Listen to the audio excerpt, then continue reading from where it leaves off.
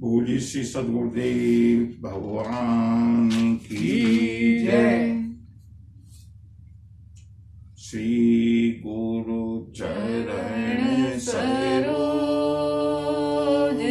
रज निज मन मुकुर सुधार वरणम रघुवर विमल यस जो दायक फल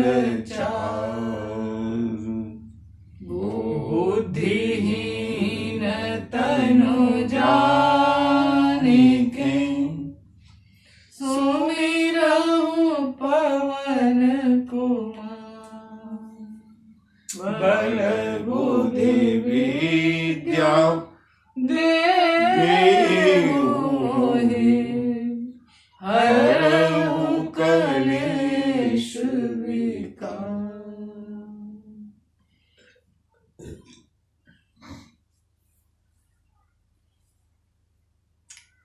प्रेम के साथ प्रभु कथा भागीरथी में उतरने से पूर्व भगवान नाम संकीर्तन के कुछ छींटे अंतःकरण के ऊपर लगा दें। तत्पश्चात राम कथा भागीरथी में हम लोग स्नान करेंगे। प्रेम के साथ हरि नाम संकीर्तन। हरे राम राम राम सीता राम राम राम हरे राम राम राम सीता राम राम राम हरे राम राम राम सीता राम राम राम हरे राम राम राम सीता राम राम राम हरे राम राम राम सीता राम राम राम हरे राम राम राम सीता राम राम हरे राम राम राम सीता राम राम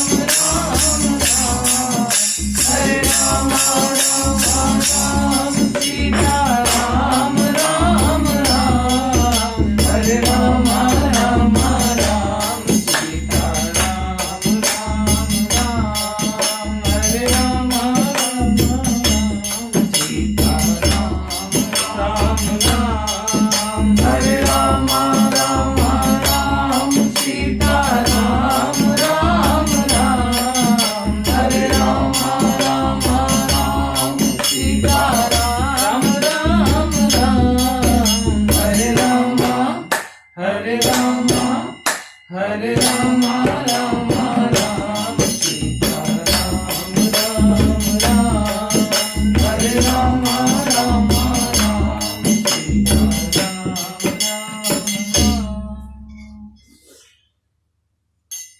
हरे राम राम राम सीता राम राम राम हरे राम राम राम सीता राम राम राम।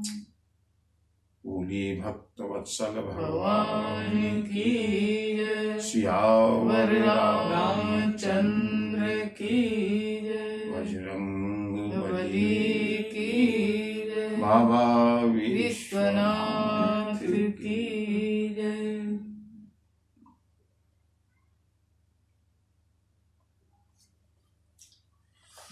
मंगल भवन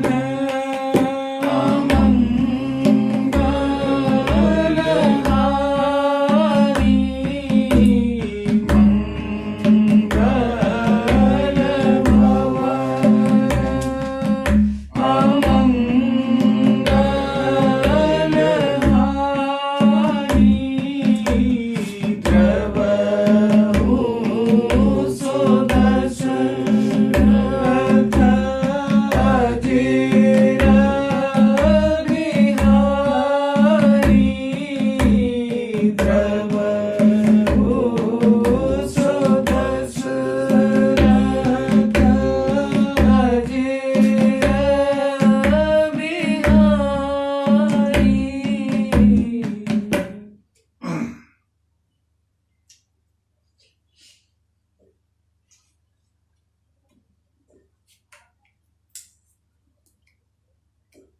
जब क्रिकेट का खिलाड़ी शतक के पास पहुंचता है ना,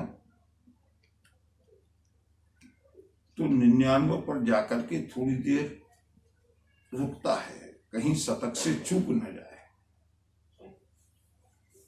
और बंधु, प्रभु कृपा से ये राम कथा की जो क्रिकेट चल रही है, इसमें अविस्मरणीय दोहरा शतक आज होने जा रहा है। और शायद इसीलिए कल प्रभु प्रेरणा से किसी कारण से विश्राम रहा। आज हम लोग पूरा आनंद लेंगे इस दोहरे शतक का।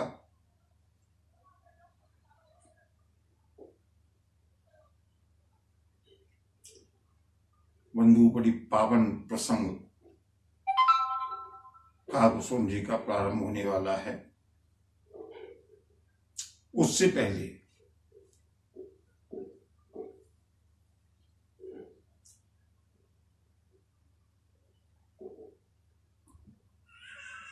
अपने अंतःकरण को थोड़ा घिस लें।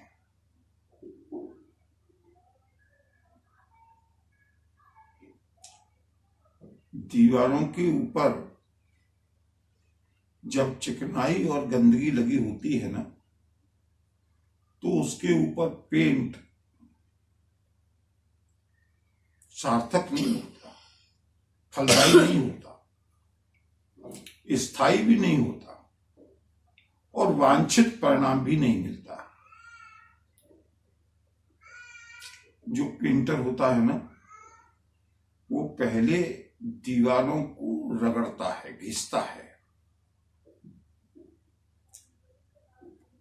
जिससे घिसने से वो जो गंदगी है, चिकनाई है, वो छूट जाती है। उसके बाद उसके ऊपर वांछित परिणाम आता है। हम लोगों के अंतःकरण पर काय के धब्बे हैं, काय की चिकनाई है, राग, ममता, काम, क्रोध, मद, लोभ, मोह। हमारी दीवार, अंतःकरण रूपी दीवार, इन चिकनाइयों से, इन धब्बों से, इन मैलों से भरी पड़ी है। इसके ऊपर अगर राम कथा का सुंदर पेंट करना है ना, तो पहले अंतःकरण को घिसना पड़ेगा, साफ करना पड़ेगा। और वो घिसाई किससे होगी? वैराग्य का चिंतन। वैराग्य राग रसिको भव भक्ति निष्ठ।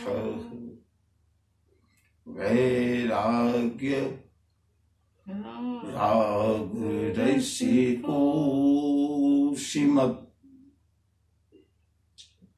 भागवत।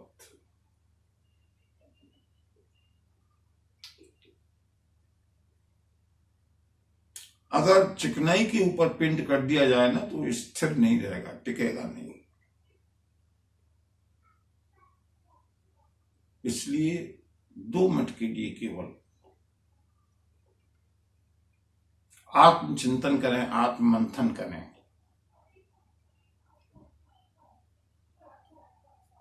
वैरागी की रैगमाल से अपने अंतःकरण को घिसें। मैंने कह रहू विचारा यह संसारा, क्षण भंगुर अति शोक भरा। ते महु यह प्राणी अति अज्ञानी, माया परा तजी भजन अभागे विषय न पागे बहुविधि संस्कृति दुख सहे यह जग सब दुखिया सोनल सुखिया हरि चरणन मन दास रहे यह जग सब दुखिया सोनर सुखिया हरि चरणन मन दास रहे। मन में विचार करें कि हम राम कथा क्यों सुन रहे हैं। सुखी होने के लिए। संसार में दुख क्या है? मन करहु विचारा यह संसारा क्षण भंगुर दुख भरा। ये संसार कितना नाशवान है, कितना क्षणभंगुर है, कितना परिवर्तनशील है, कितना शोक युक्त है। जन्म मृत्यु जरा व्याधि दुख दोषानुदर्शन।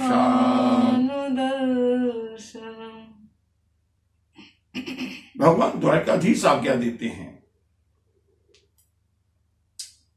इन दुखों का बार बार चिंतन किया जाए, इससे वैराग्य होगा।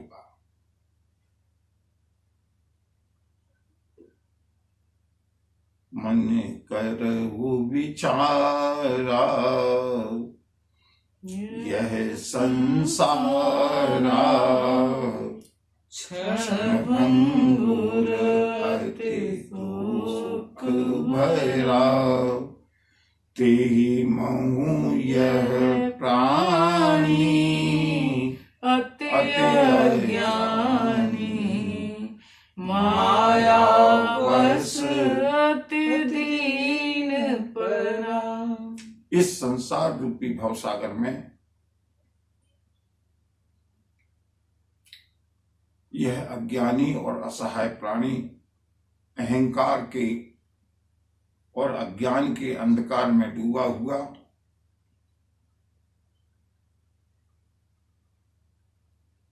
तैरना भी जानता नहीं है, नौका भी कोई है नहीं, डूबने के लिए तैयार है।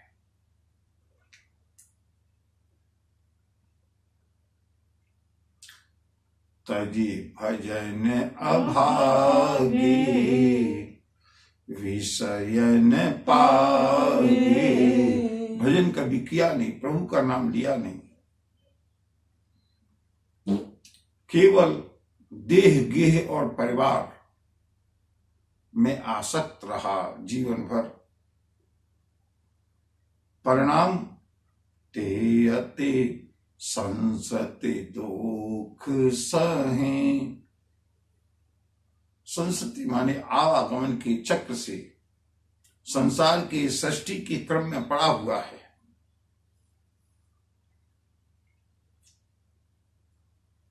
संसार सुखी है बंधु, जब तक कोई दुख नहीं आता ना,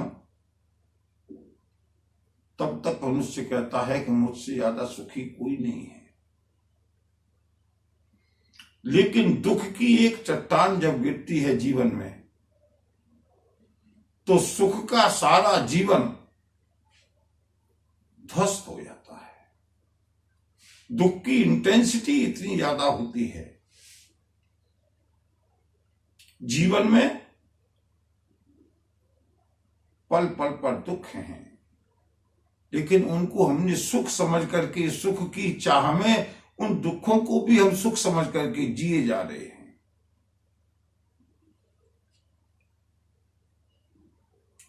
यह जग सब दुखिया सोनल सुखिया हरि चरणन बन दास रहे। संसार को दोष देना बेकार है, क्योंकि इसी संसार में सूर तुलसी भी हुए, नानक भी हुए, रैदास भी हुए, नरसी भी हुए, मीरा भी हुई। संसार वही है, हमारे लिए अत्यंत दुखप्रद है, लेकिन संतों के लिए, योगियों के लिए, भक्तों के लिए ये संसार आनंदप्रद है। क्यों? हरि चरणन बन दास रही। प्रभु की चरणों से जिसने संबंध जोड़ लिया,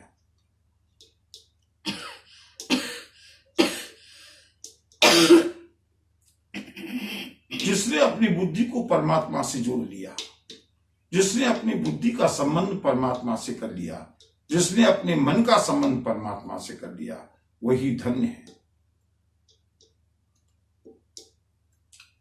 और इसलिए भगवान शंकर कहते हैं, धन्य सती पावन मति तोरी, रघुपति चरण प्रीति नहीं तोरी। सुनहु परम पुनीत इतिहासा, जो सुनि सकल लोक भ्रमनासा। उपजहि राम चरण विश्वासा, भवनिधि तर नर बिनहि प्रयासा। भवनिधि तर नर बिनहि प्रयासा। भगवान भूतनाथ अपनी अर्धांगिनी को धन्यवाद देते हैं। धन्य सती पावन मति तोरी।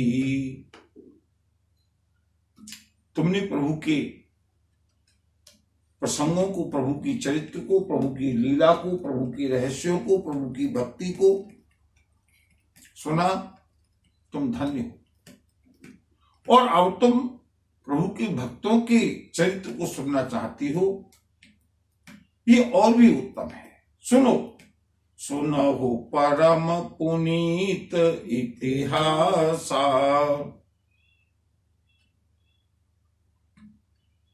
मैं तुमको वो भगवती सती ने प्रश्न किया है, भगवती भवानी ने प्रश्न किया है,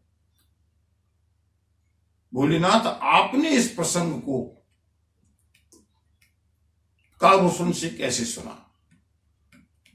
और दूसरा प्रश्न है, गरुण महाज्ञानी गुण राशि।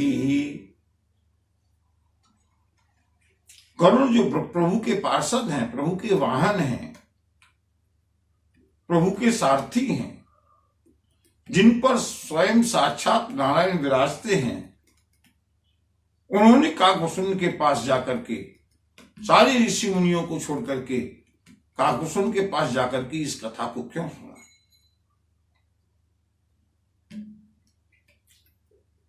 भगवान शिव कहते हैं, सुनो देवी, ऐसे ही प्रश्न विहंगपति कीन काग सन जाय। सो सब सादर कही हम, सुनऊ मन लाय। देवी, आपकी तरह ही प्रभु कथा को सुनने की इच्छा पक्षीराज गरुड़ ने काकभूषण के पास जाकर के प्रकट की। क्योंकि और मैंने इस कथा को काकभूषण से क्यों सुना, कब सुना, इस सारे प्रसंग को मैं तुम्हें सुनाता हूं। मैं जिम कथा सुनी भव मोचने सो प्रसंग सुनो सुमुखी सुलोचने प्रथम दक्ष ग्रह तव अवतारा सती नाम तब रहा तुम्हारा दक्ष यज्ञ तब भाप माना तुम अति क्रोध तजे तब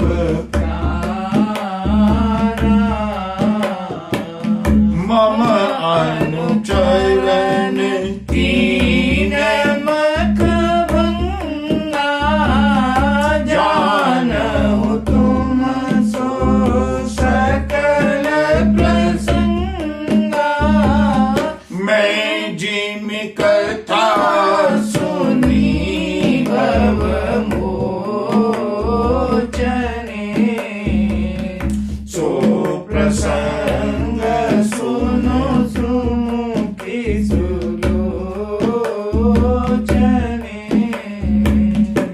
हे देवी, इससे पहले तुम्हारा जन्म प्रजापति दक्ष के यहां हुआ था। बालकांड कथा की पुनरावृत्ति। उस समय तुम्हारा नाम सती था।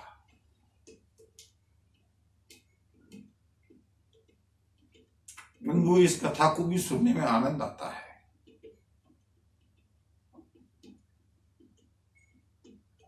हमारे कितने जन्म हो चुके हैं हमें मालूम नहीं है। भगवान द्वारकाधीश ने अर्जुन से कहा, अर्जुन, जब भगवान ने कहा कि मैंने सबसे पहले इस श्रीमद् भगवद गीता के ज्ञान को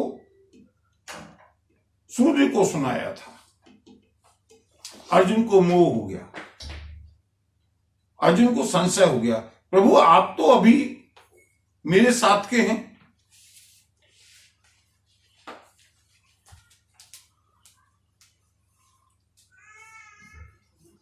और भगवान सूर्य, भगवान दिवाकर, ये तो अनादि है, ये तो अनंत काल से चले आ रहे हैं। आपने भगवान सूर्य को ये ज्ञान कैसे दिया? तब भगवान द्वारकाधीश ने कहा, अर्जुन, मेरे और तेरे अनंत जन्म हो चुके हैं, अनंत। भगवान ने स्वयं भी कहा, मेरे भी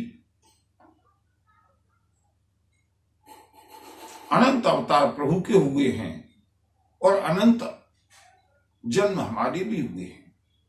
लेकिन अर्जुन, इतना अंतर है कि मुझको प्रत्येक अवतार की, प्रत्येक जन्म की याद है, तुझको अपने पिछले जन्म की भी याद नहीं है।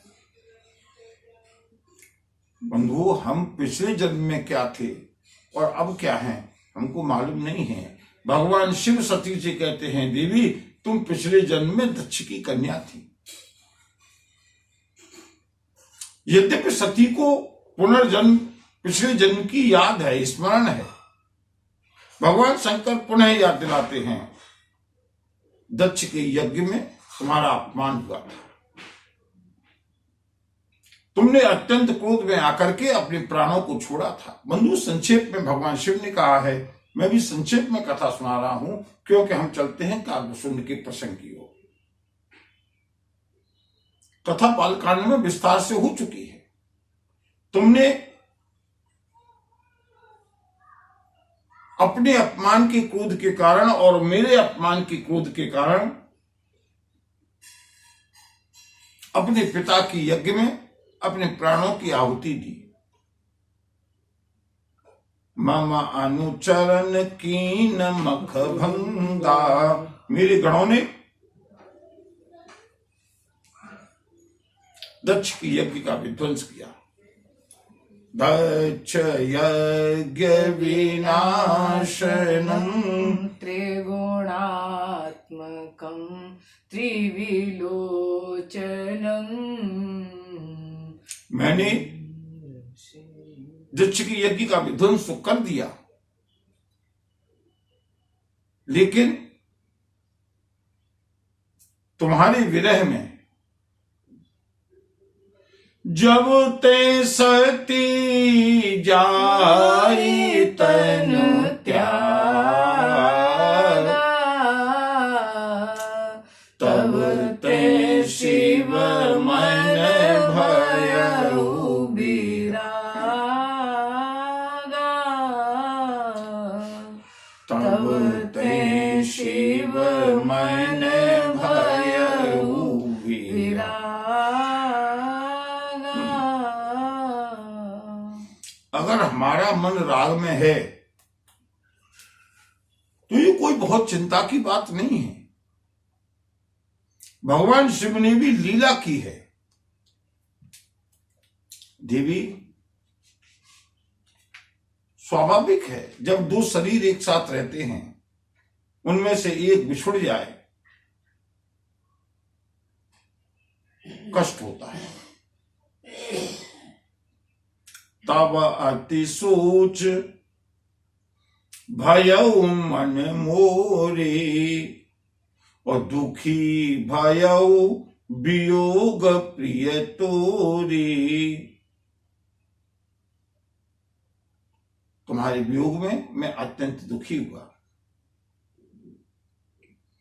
और बालकांड में भी, उस प्रसंग में भी गोस्वामी जी ने स्पष्ट किया कि जब ते सती जाई तनु त्यागा, तब ते शिव मन भयउ विरागा। और भगवान शिव की दिनचर्या अब क्या हो गई? बोली, जहाँ तहाँ सुनहि राम गुण ग्रामा, और संतन बैठ रही विश्रामा। आशुतोष त्रिपुरारी प्रभु की कथा में समय देते हैं। जहां तहां सुनहि, जहां भी प्रभु की कथा होती है, कथा प्रभु की हो,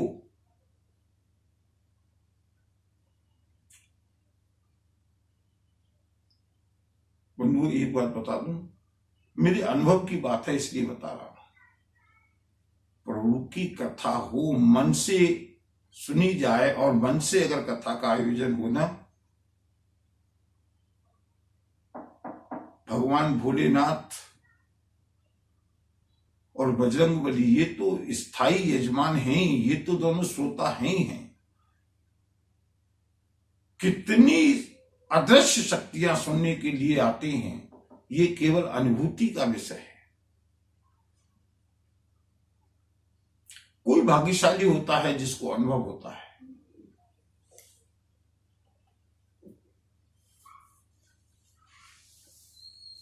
भगवान शिव कहते हैं, उसी समय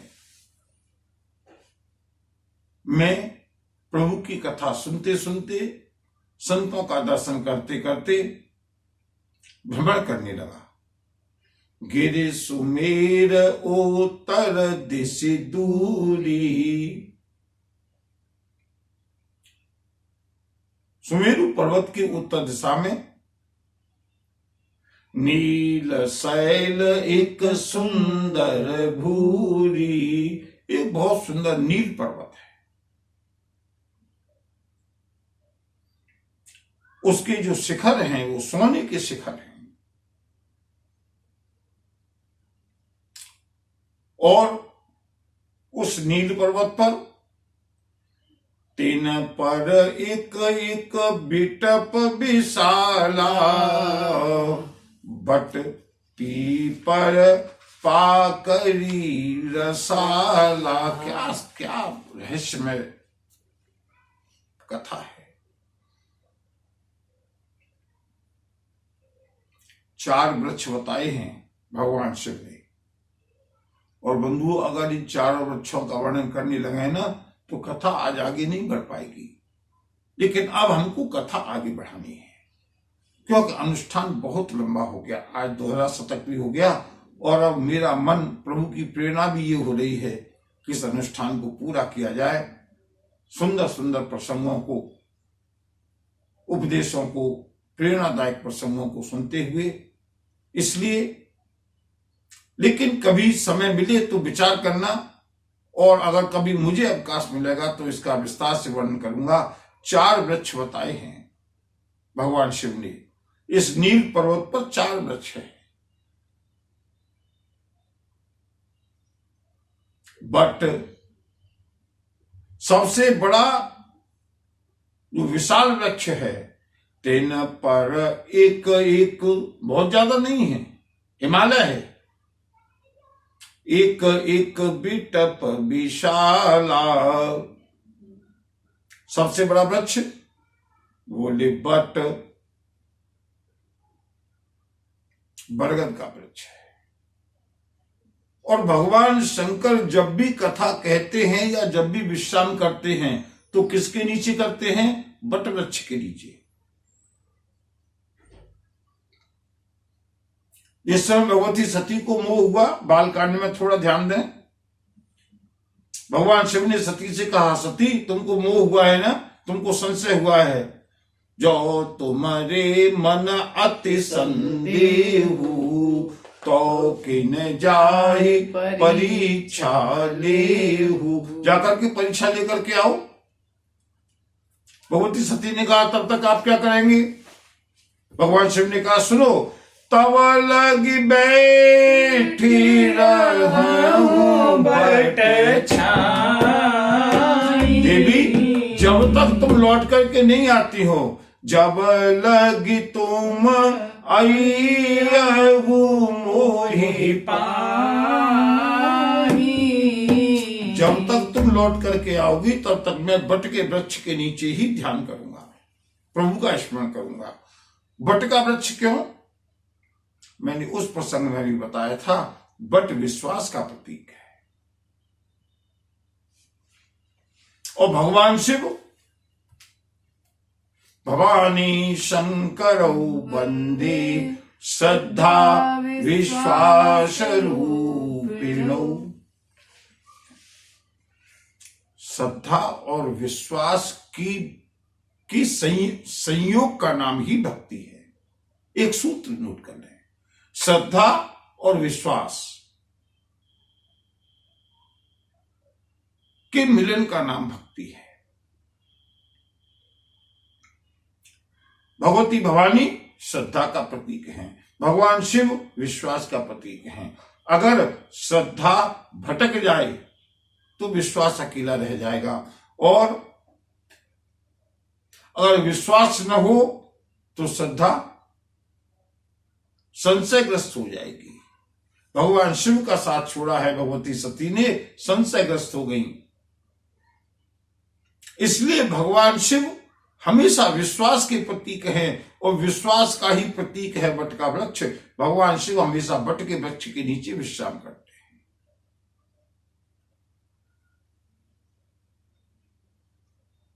विश्वास।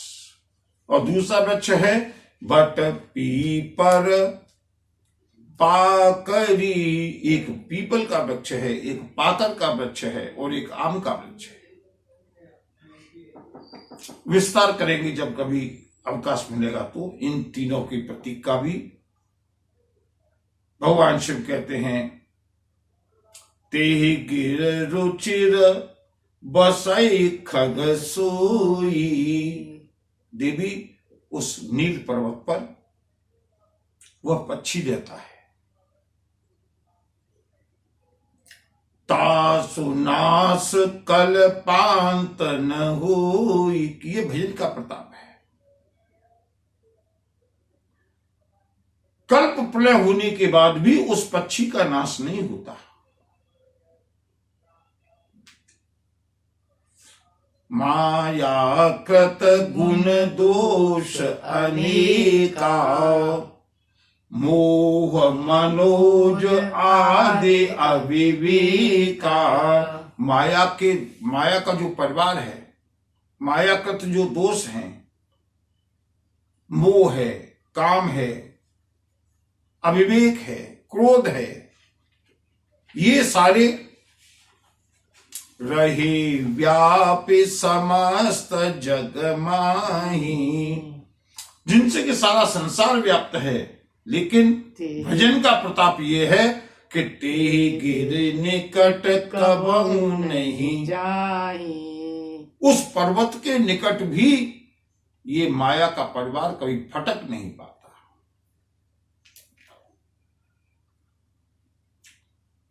बंधुओं, क्या हम अपने फ्लैट को, अपने मकान को, अपनी कोठी को एक ऐसा परिवार बना सकते हैं? अवश्य। जहां माया का जो परिवार है, माया के जो अवगुण हैं, वो स्पर्श भी न कर सके, लक्ष्मण रेखा हो जाए। करना क्या होगा?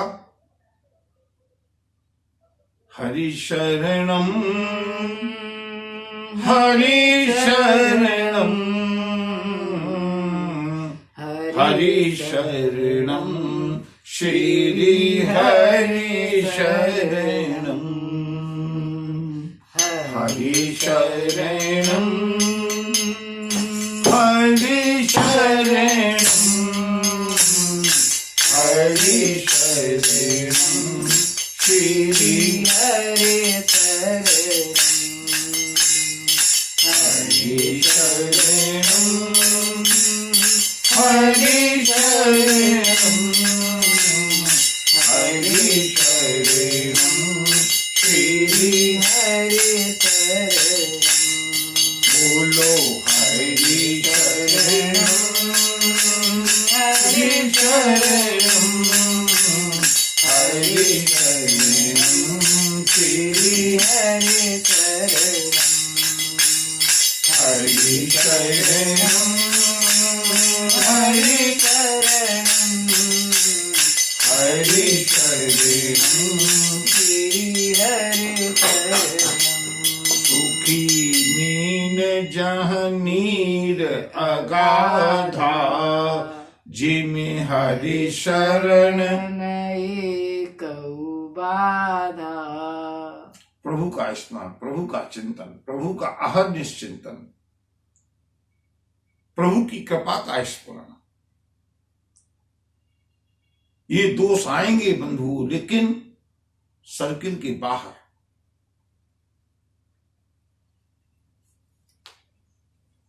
तह बस हरि ही भज ही जिमि कागा। उस पर्वत पर रह करके ये काग, ये कौआ जिस तरह से प्रभु का भजन करता है, सो सुन उमा सहित अनुरागा। हे देवी उमा, उस प्रसंग को प्रेम के साथ सुनो। बंधुओं, आगे की कथा में मुझे रस इसलिए आ रहा है, इसलिए आनंद आ रहा है कि थोड़ी देर के लिए हम कागभूषण तो नहीं बन सकते, लेकिन कागभूषण बनने का प्रयास करें।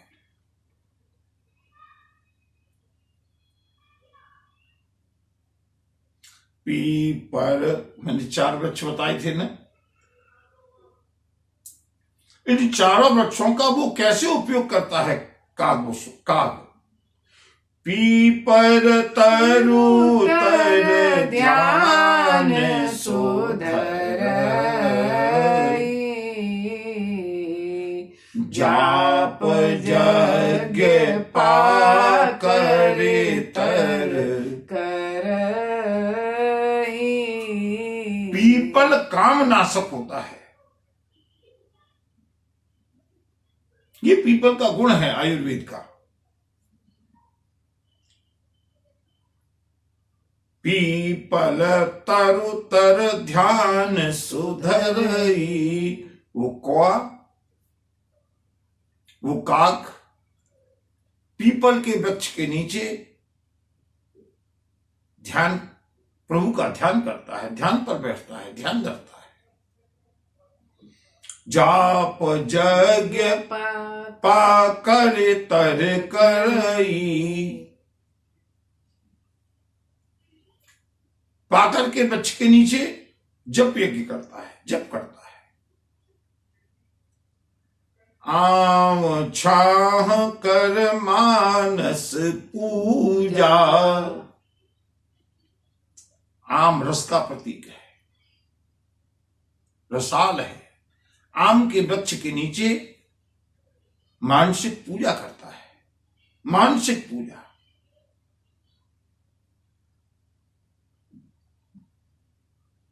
बंधु, भजन में और पूजा में अंतर बताऊं? पूजा में क्रिया की प्रधानता होती है और भजन में स्मरण की प्रधानता होती है। पूजा में अन्य पदार्थों की आवश्यकता होती है, चाहे सत्यनारायण की पूजा हो, चाहे नवग्रह की पूजा हो, चाहे लक्ष्मी जी की पूजा हो।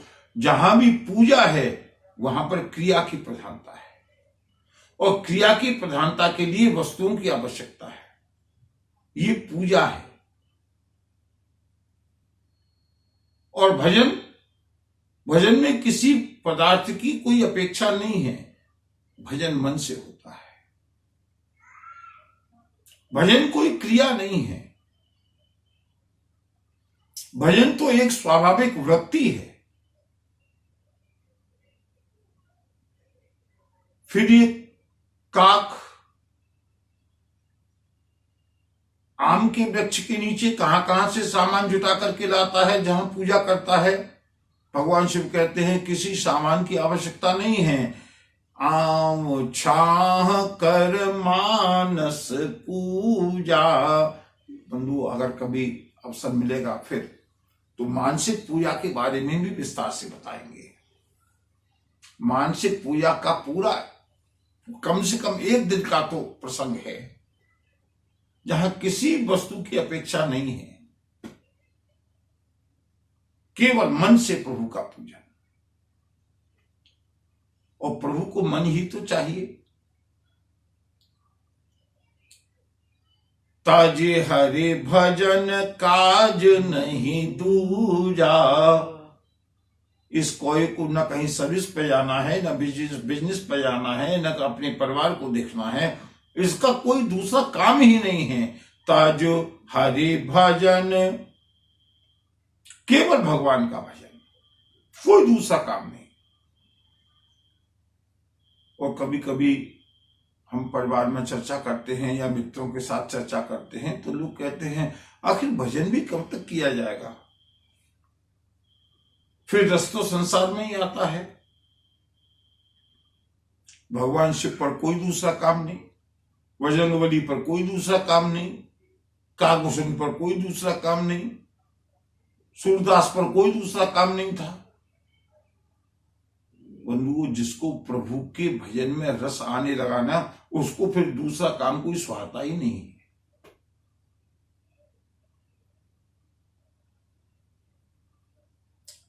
अब ये बट का वृक्ष रह गया। बट के वृक्ष के नीचे ये काक क्या करता है? बोले बरतर कहा हरि कथा प्रसंगा, आवै सुनहि अनेक बिहंगा। आवै सुनहि अनेक बिहंगा। बट वृक्ष के नीचे ये काक बैठ करके प्रभु की कथा का गुणगान करता है, प्रभु की कथा सुनाता है। और उस कथा को सुनने के लिए वहीं सुनहि अनेक विहंगा, अनेक पक्षी वहां आते हैं।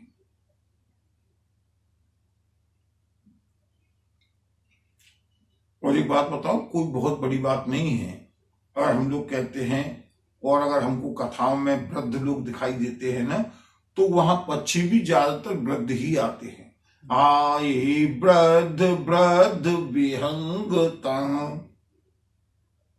मैच्योर, जिन्होंने भोग विलास को भोग लिया, जिन्होंने संसार के रसों को अजमा लिया, सारे पक्षी वहां पर कथा को सुनने के लिए आते हैं। ये पक्षी कोई साधारण पक्षी नहीं है, ये सिद्ध हैं, ऋषि हैं, मुनि हैं, महात्मा हैं, अवधूत हैं, परमहंस हैं। बंधु, कथा में न जाने किस रूप में कौन महापुरुष और कौन सी अदृश्य शक्ति सुनने के लिए आ जाए, पता नहीं।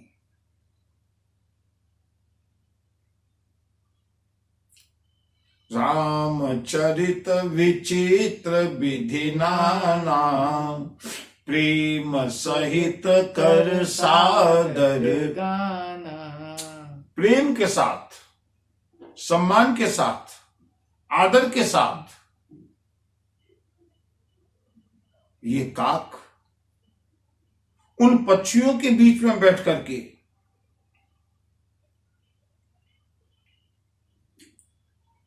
रामचरित, प्रभु के चरित्रों का अनेक प्रकार से गुणगान करता है। सुनहि सकल मति विमल मराला, बसहि निरंतर जीते ही ताला। राम सिया राम सिया राम, जय जय राम। राम सिया राम, सिया राम, जय जय राम। उस पर्वत पर, उस वट के वृक्ष के नीचे जब समय होता है, निश्चित समय है, शेड्यूल टाइम है, काकभूषुंड अपना ध्यान की साधना पूरी करके, जप की साधना पूरी करके, मानसिक पूजा की साधना पूरी करके फिर आकर के विराजते हैं इस वट वृक्ष के नीचे, विश्वास के नीचे, विश्वास की छत्र छाया में प्रभु श्री राम की मंगलमय कथाओं का वर्णन करते हैं। और उस पर्वत पर, उस सरोवर के आसपास रहने वाले अनेक पक्षी, बंधु कल्पना करो, वहां पर रहने वाले पक्षी कोई साधारण पक्षी होंगे? आते हैं, सुनहि सकल मति विमल मराला। मानसरोवर है ना, इसलिए वहां पर निर्मल बुद्धि वाले हंस हैं। और हंस की विशेषता क्या होती है? दूध और पानी को अलग अलग कर देना, केवल दूध को ग्रहण कर लेना, पानी को छोड़ देना। नीर क्षीर विवेक, इस तरह के पक्षी प्रेम के साथ आकर के उस कथा को सुनते हैं। जब मैं जाई सो कौतुक देखा, जय हो उर उपजा आनंद विशेषा। राम सिया राम सिया राम, जय जय राम। राम सिया राम, सिया राम, जय जय राम। भगवान शिव कहते हैं, देवी सती तुम्हारे विरह में घूमता हुआ, भ्रमण करता हुआ, संतों का समागम करता हुआ, राम कथा को सुनता हुआ, कैलाश से घूमते घूमते मैं उस नील पर्वत की ओर गया। वो वहां पर जाकर के मैंने जब इस कौतुक को देखा, इस दृश्य को देखा, उर उपजा आनंद मुझे बहुत प्रसन्नता हुई। एक स्थायी स्थान है जहां पर नित्य राम कथा होती है, और जहां नित्य राम कथा होती है या जो नित्य राम कथा सुनते हैं, क्या कहें बंधुओं, ये प्रभु की विशेष कृपा। भगवान शिव कहते हैं, जब मैंने इसको देखा तो तब कछु काल मराल तनु धरित कीन निवास, सादर सुने रघुपति गुण, पुनि आयऊ कैलास। भगवान शंकर वहां भगवान शंकर की तरह कथा नहीं सुनी। क्यों? एक तो पक्षियों की सभा है, पक्षियों की भाषा में कथा हो रही होगी, और अगर भगवान शिव शिव की तरह से जाते तो क्या काकभूषण में कथा सुनाते? मैं आचार्य हूं, मैं व्यास हूं, मैं किसी दूसरे की कथा सुनने के लिए क्यों जाऊं? नहीं, भगवान शिव हंस का वेश बना करके तब कछु काल मराल तनु धरि तह कीन। भगवान शिव कहते हैं, मैंने हंस का वेश बना करके वहां पर कुछ समय के लिए निवास किया। मानसरोवर के पास प्रतिदिन समय से जाकर के काकभूषण जी की द्वारा कथा को सुना, और उस कथा को सुनने के बाद पुणे आयऊ कैलास, फिर लौट करके कैलाश पर आ गया। देवी, इस तरह से मैंने तुम्हारे पहले प्रश्न का उत्तर, मैंने काकभूषण से कथा को सुना। गिरिजा कही सब इतिहास, मैं जे समय गया खग पासा। राम सिया राम सिया राम, जय जय राम। राम सिया सिया राम, जय जय राम। मैंने पहले प्रश्न का, पहली जिज्ञासा का उत्तर दिया। मैं काकभूषण के पास कथा सुनने के लिए क्यों गया? अब सो कथा सुनहु जेहि हेतु, गयऊ काग पहि खग कुल केतु। अब तुम्हारी दूसरी जिज्ञासा को शांत करता हूं। अब वो इतिहास सुनो जिसके कारण पक्षी राजगणों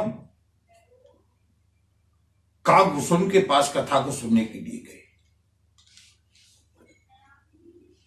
और भगवान शिव लंका कांड की कथा का वर्णन करते हैं संक्षेप में। देवी, जब राम और रावण का युद्ध हो रहा था, उस समय जब रघुनाथ कीन रन क्रीड़ा, उसी प्रसंग में एक बार रावण के पुत्र इंद्रजीत के द्वारा प्रभु नागपाश में बंद गए। ये प्रभु ने लीला की। नागपाश में प्रभु बंद गए, ये देख करके वानरों को बहुत कष्ट हुआ। देवर्षि नारद ने, तब नारद मुनि गरुण पठायो। देवर्षि नारद ने जाकर के गरुण को भेजा है, पक्षी राज गरुण को, क्योंकि पक्षियों के राजा हैं गरुण, और गरुण में और सर्पों में वैर है। सर्पों के शत्रु हैं, सर्पों का नाश करने वाले हैं। गरुण जी पहुंचे हैं, बंधन काट गयो उर्गादा। पक्षीराज गरुण आए, उन्होंने प्रभु को नागपाश से तो मुक्त किया, सर्पों का भक्षण किया, प्रभु नागपाश से मुक्त हो गए। प्रभु को तो बंधन से मुक्त किया, लेकिन स्वयं बंधन में पड़ गए। कौन? पक्षीराज गरुण। मन में विचार करने लगी, व्यापक ब्रह्म विरज बागी सा, जो अखिल ब्रह्मांड का नायक है, माया से परे है, ब्रह्म है, कर्तुम अकर्तुम अन्यथा कर्तुम शक्य है,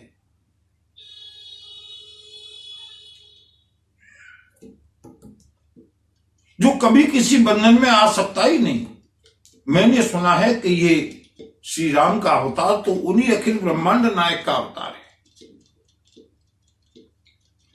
सो अवतार सुनियो जग माही, लेकिन देखियो सो प्रभाव कछु नाही। मैंने तो सुना है कि श्री राम नारायण के अवतार हैं, अखिल ब्रह्मांड नायक ब्रह्म के अवतार हैं, लेकिन मुझको ऐसा कोई प्रभाव, कोई चमत्कार दिखाई नहीं दिया। बंधुओं, चमत्कार आजकल की भाषा में चमत्कार, गरुड़ जी चमत्कार देखने के लिए गए हैं, और बंधुओं जो चमत्कार देखने के लिए जाता है ना, वो निश्चित रूप से मोह का भाजन बनता है। महात्माओं के पास, संतों के पास, महापुरुषों के पास चमत्कार देखने के लिए नहीं जाना है। गरुड़ गए हैं, मोह हुआ, ये ब्रह्म नहीं हो सकते। और इसी तरह का मोह हुआ है श्रीमद् भागवत में ब्रह्मा जी को, इसी तरह का मोह हुआ है श्रीमद् भागवत में इंद्र को।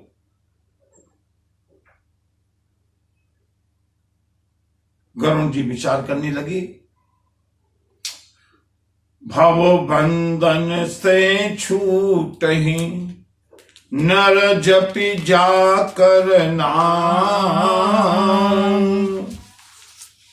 जिनका नाम स्मरण करने से मनुष्य भव बंधन से मुक्त हो जाते हैं, उन्हीं प्रभु श्री राम को, उन्हीं ब्रह्म को खर्व निशाचर बांधियो, नाग पास सोई राम सियावर रामचंद्र पद जय शंकर हरि बोल, जय जय सिया राम, जय जय हनुमान। जिनका नाम स्मरण करने से लोग भवबंधन से मुक्त हो जाते हैं, उन ब्रह्म को, जिस बंधन को मैंने काट दिया, उस बंधन को ब्रह्म नहीं काट पाई। मुझको लगता नहीं कि ये ब्रह्म है। ब्रह्मा जी को भी यही लगा, ये ब्रह्म नहीं है। देवराज इंद्र को भी यही लगा, ये ब्रह्म नहीं हो सकते। मोह उत्पन्न हो गया, अज्ञान उत्पन्न हो गया। और बंधुओं, यहां से अब काकभूषण जी अपना चरित्र धीरे धीरे प्रारंभ करते हैं। पहले ये प्रसंग सुना रहे हैं भगवान शिव कि गरुड़ जी क्यों गए काकभूषण के पास कथा सुनने के लिए। और जब पहुंच जाएंगे गरुड़ जी, धीमे धीमे हम उस प्रसंग की ओर चल रहे हैं जहां से काकभूषण जी का पावन चरित्र प्रारंभ होगा। आज कथा का यहीं विश्राम करते हैं। आप सभी लोगों को श्री राम कथा के द्वितीय शतक की 200वें एपिसोड की बहुत बहुत हार्दिक शुभकामनाएं, बधाई। और प्रभु की इच्छा हुई तो एक माला बना करके और माला का विश्राम 1 पर होता है। 201 से तो ऊपर जाएगी, अब 221 पर विश्राम होगा या 251 पर विश्राम होगा। ये प्रभु की इच्छा पर हम इस राम कथा को काकभूषुंड के चरित्र से, राम कथा की माला तो पूरी हो गई बंधुओं। एक माला होती है ना, और माला में फिर नीचे से एक अलंकरण फूलों का एक गुच्छा लटका रहता है। माला पूरी हो गई है राम कथा की, अब उसमें भक्त चरित्र काकभूषुंड जी की चरित्र का नीचे का जो पुष्प है वो लगना बाकी है।